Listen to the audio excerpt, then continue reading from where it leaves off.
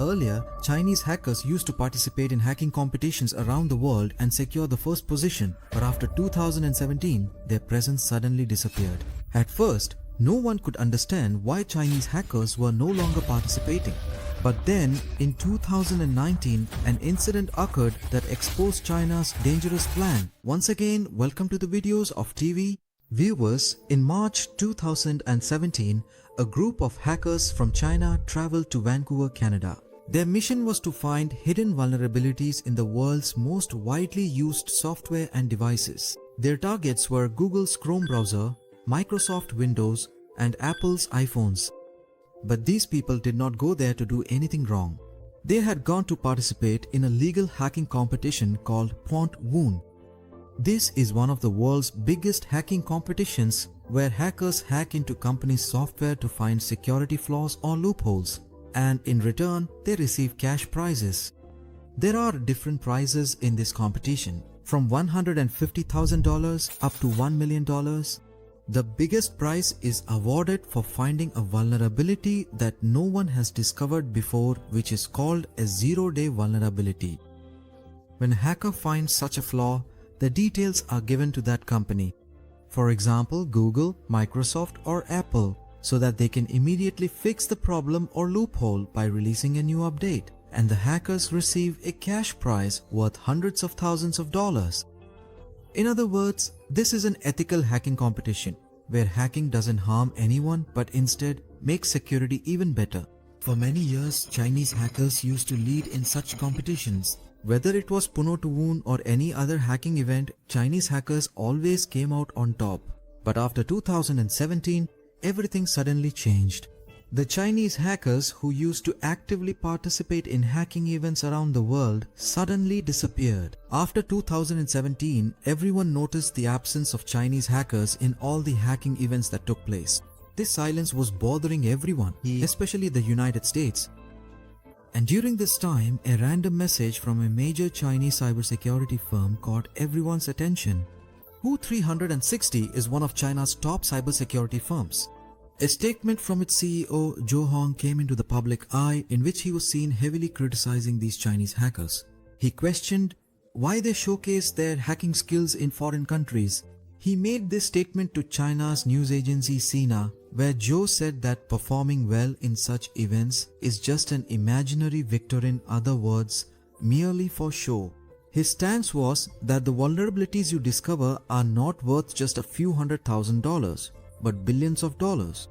Shortly after this statement from the CEO of Who360, Chinese hackers stopped participating in international hacking competitions.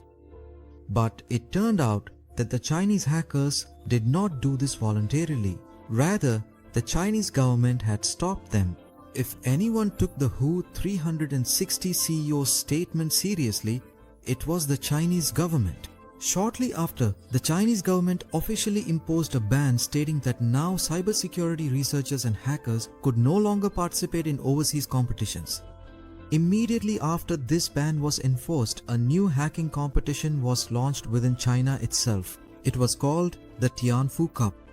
This competition became an alternative to international contests, and the prize money was set at over $1 million.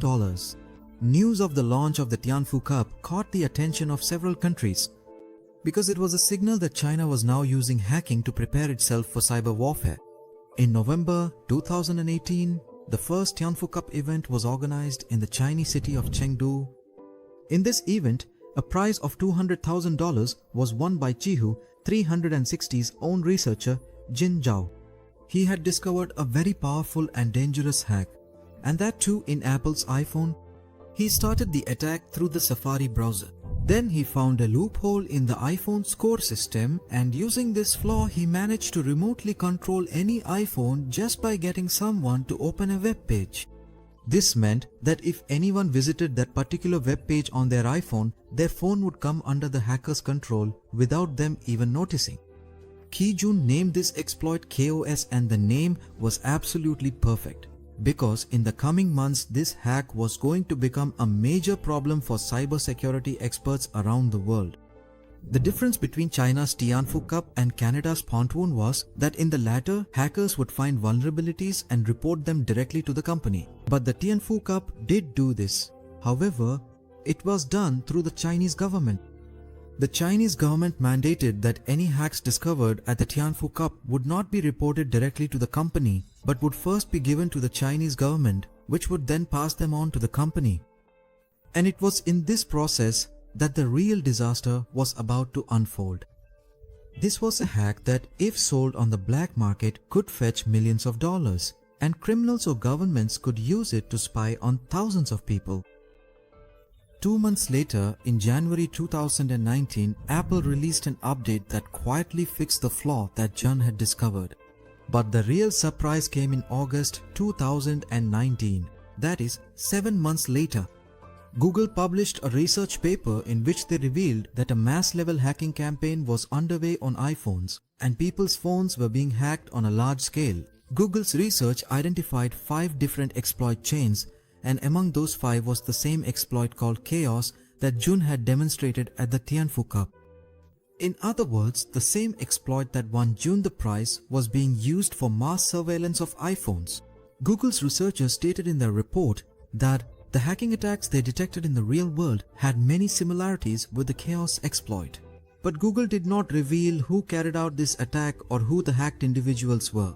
However, it was later discovered that the victims were Uyghur Muslims and the attacker was none other than the Chinese government itself. Since 2014, China has committed very serious human rights violations against Uyghur Muslims and other minorities. All of this is happening in China's northwestern province of Xinjiang. Here, China has detained millions of people in camps without any charges. Women there were sterilized to reduce their population. Cases of torture and sexual abuse inside the camps have also been reported. Every phone there was monitored to check if anyone had any religious content. If anything was found, the person would be given the harshest punishment. Chinese officials say that all this is being done to prevent extremism. But the United States and several other countries have declared it a genocide. China's hacking campaign was not limited to just Uyghur Muslims. Journalists, activists, and anyone who questioned the Chinese government's policies were also targeted. When Google's researchers published a report about the iPhone hacking, the media connected all the dots within just a few days. Later, Apple also stated in a post that this hack had indeed been ongoing for 2 months, which was the same period when Jun won the Tianfu Cup. It was now clear to American experts that China had followed the strategy outlined by Qihu 360 CEO. In other words, prevent Chinese hackers from going abroad, utilize their skills within China, and then use those hacks to conduct surveillance on people. To prove this, US surveillance agencies conducted a full technical breakdown of the Quires exploit, and it matched exactly with the hack from the Tianfu Cup. Later, Google's deep investigation also confirmed that both the Quires exploit and the real-world attack were identical in structure. But the matter didn't stop there. In February 2024, some data was leaked on the code-sharing website GitHub. This was data from a Chinese company called iSoon, which is an IT security firm. This data included the company's emails, chat logs, and details about spyware development. The leaked data revealed that this company creates cyber spying tools which are later provided to the Chinese government and the People's Liberation Army. The leaked chats mention contracts between the Chinese Ministry of Public Security and iSoon. It came to light that iSoon charges the government between 10-0 and 75-0 for each hacked email inbox. Today, the Tianfu Cup has entered its 8th year and is being sponsored by China's biggest tech giants such as Topsec, Alibaba, Baidu, and Qihu 360. But now American officials are very concerned because the individuals and companies participating in this competition appear to have links with the Chinese military. Topsec is a Beijing-based company that organizes the Tianfu Cup. According to US officials, this company is actually recruiting China's nationalist hackers through the Tianfu Cup. All these things indicate to us that under the guise of the Tianfu Cup, China is preparing its cyber weapons. And when national powers support hackers, it's not to win awards but because they have entirely different motives. In 2024, data from the US Treasury Department was hacked. According to the United States, Chinese state-sponsored hackers hacked into the US Treasury Department's computers and stole sensitive documents. In 2024 itself, Chinese hackers hacked the networks of at least 9 US telecom companies, including AT&T, Verizon, and T-Mobile. In 2021, Volt Typhoon, which is a Chinese hacking group, targeted the US's energy and water filtration systems.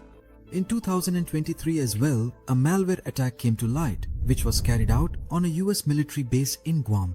These are just a few references to hacking incidents that involve Chinese hackers. Experts say that when Chinese hacking groups target any infrastructure, they silently maintain their access within the system for years and only cause damage when the time is right. All these things make it clear that China is building an army of hackers within its own borders to prepare for cyber warfare. A kind of war where not missiles, but just code can bring an entire country to its knees, where network jams will cause more damage than airstrikes. Spyware tools hidden in your phone are more dangerous than real-life agents, and with just one click, a stock market crash can send a wave of fear through the public. We hope you will also like and share this video from ZemTV as much as possible. Thank you so much for your loving comments. See you in the next amazing video.